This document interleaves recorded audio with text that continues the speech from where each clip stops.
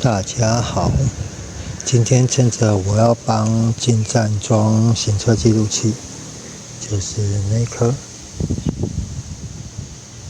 有没有？这一颗，我要帮进站装行车记录器。我们来聊一聊，怎样用最简单的方式找出跟钥匙，也就是电门锁可以联动的电源。你仔细看哦，我现在电门是关着，当电门打开以后，油表动了，这就代表它是跟电门锁联动。然后还有一个就是刹车，刹车也是跟电门锁一样联动。当然不是所有当你电门锁打开以后会亮的，你都可以在龙头这边找出电源。那可能比较新型的，像液晶面板的，或者电子喷射车，它也是有很多可以直接从龙头这边，也就是把手码表下面这边，直接找出它的可以利用的联动的电源。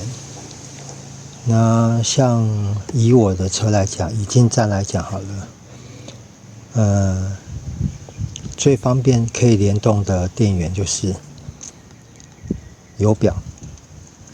油表你只要电门锁一打开以后，它就开始供电。刹车也是，所以我现在就是要把行车记录器接上油表的电源，或者是刹车的电源。但是因为我有考量到一些比较安全性的问题，因为我先说这个方法并不适用于你要接上去的电压比较高的产品。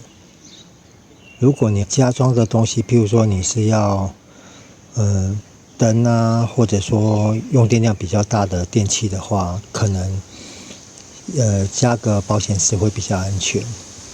那稍等一下，我换个方向。那以我现在的想法来讲的话，当然你们不用连面板都拆，因为我是在拉线，所以我有拆到面板。最简单的方式就是拆龙头，你只要把前面这个盖子，螺丝数量都不多，你只要把它打开以后，就可以找到码表的这把线。那以进站来讲的话，这一颗有没有？这一把都是仪表上的线组。像这一颗的话，它就是油表的供电。那你看哦，我负极这边，我负极已经插在车身上了，因为车身就是负电嘛。然后你看哦，这一条，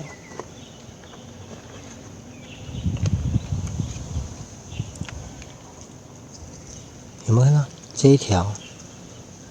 它有输出12伏特，因为我现在电门是开的，我把它关掉，有没有？关了。然后我们再打开，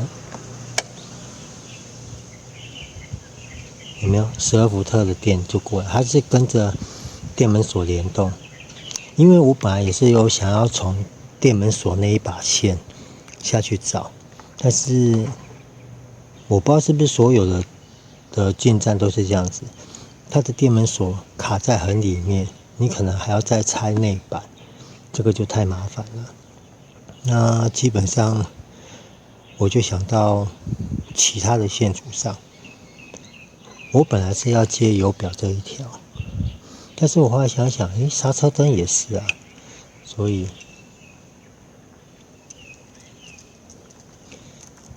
我把脑筋动到了刹车线组上。像这一条黑色的，你一看到它的线联动到这边，就是刹车的开关，有没有？就是这一条。你仔细看哦，这边是没有电，你要接它的另外一头。像我现在电门是开着，这一条是负电，以进站来讲，这一条是负电，然后这一条有没有正电出来了？然后当我把电门关掉，有没有？它的电压又不见了。所以我现在因为安全考量啊，因为你可能你插在仪表上的话，像电子喷射车或液晶面板的车，可能会对仪表产生干扰。那所以光一个刹车的话，它就很简单，它送一条电过去，然后当你刹车按下去的时候，这边有个开关，它会导通。导通以后，刹车灯就会跟着亮。所以，如果真的不幸出什么状况的话，最多就是刹车灯不亮，它并不会造成其他线组或者仪表的干扰。然后这个就是我的行车记录器的供电，虽然这个跟日行灯它是简称叫做日行灯开关了，就是当你车发动以后，你的电压上升到13.5、13.8的时候，它才会启动。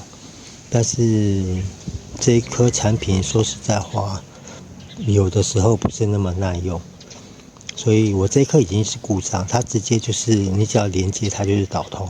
所以说，如果你们要使用用电量比较低的产品，然后最简单的方式，找出跟电门锁联动的电源。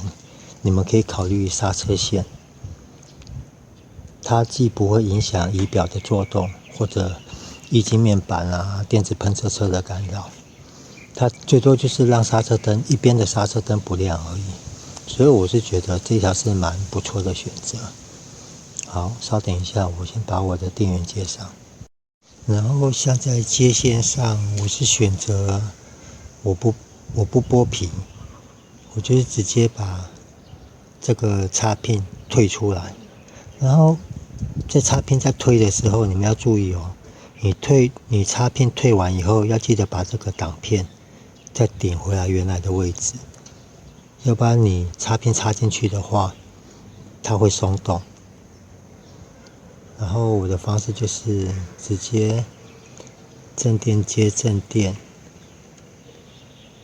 很偷懒的方式啦，就直接插进去。然后这样子，这样就好了。然后就可以把插头再插片再插回去。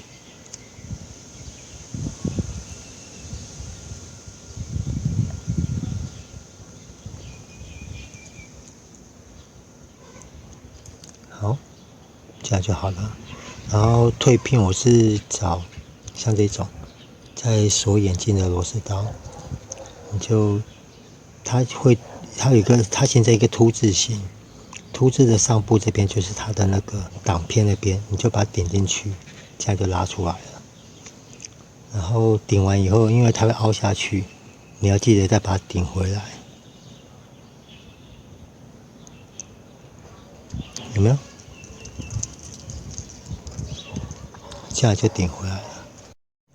然后副电上面，我是选择一样，就是找车身，因为我是觉得，如果你的正负电都是持同一个线头的话，很有可能会对那条线的电压造成过大的变化，有可能会影响到它的表现了。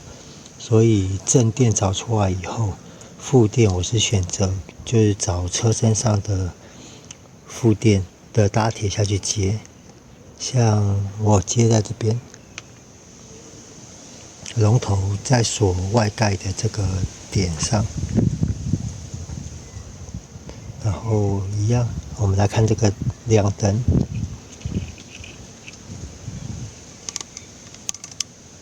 现在电门还没有开，有没有？电门开了，有拍到吗？电门开了，然后电门关了，电门开了，我也听到我的行车记录器在响了。好，那这个就是今天要教各位的，用最简单的方式，不用破坏线组，不用拆过多的车壳，就找出跟电门锁联动的电源。就到这边了，谢谢各位，拜拜。